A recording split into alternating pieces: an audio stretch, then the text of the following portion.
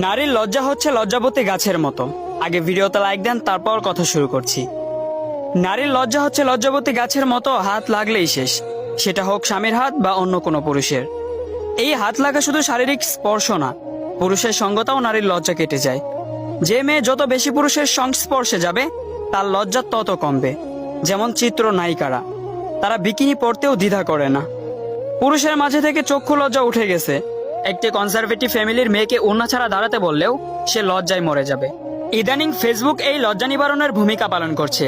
ফেসবুকে ছেলে বন্ধু বেশি, ছেলে বন্ধুর সঙ্গে পিরিয়ড নিয়ে কথা বলে, ফ্ল্যাট করতে গিয়ে শরীর নিয়ে নগ্ন কথা বলে, মাইন্ড করলে বলে just kidding, take it easy.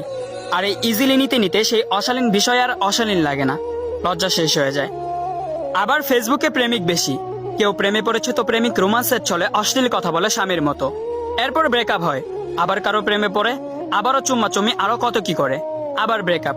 লজ্জা শরমের মাথা খেয়ে মেয়েটা একসময় নির্লজ্জ হয়ে যায়। প্রেম নারীর লজ্জাশীলতাকে গ্রাস করে, পুরুষের সব বিলীন হয়ে যায়। নারীর কাছে পুরুষের উপস্থিতি ইয়াবার মতো, প্রথমে একটা খেলেই পিনিক আসে, পরে 20-25টা খেলেও কাজ হয় না, ব্যাস। একসময় পুরুষের প্রতি ফিলিংস কাজ করে না, প্রেমিকের ভালোবাসা তার কাছে পানসে লাগে। একটার পর একটা পুরুষ বদল করে কিন্তু স্থির হতে পারে না।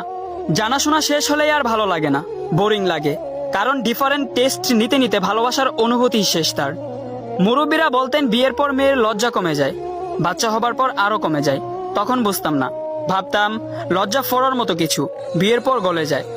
আগে মেয়েদের কাছে স্বামী ছিল পুরুষ, তাই বিয়ের পর কাছে আসতো। এখন বিয়ে লাগে না, পুরুষের কাছে আসতে ফেসবুক হলেই চলে। ফেসবুক সেই স্বামীর ভূমিকা পালন করছে।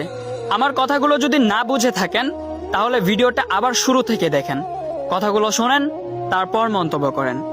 আসসালামু আলাইকুম ওয়া রাহমাতুল্লাহি ওয়া বারাকাতুহু।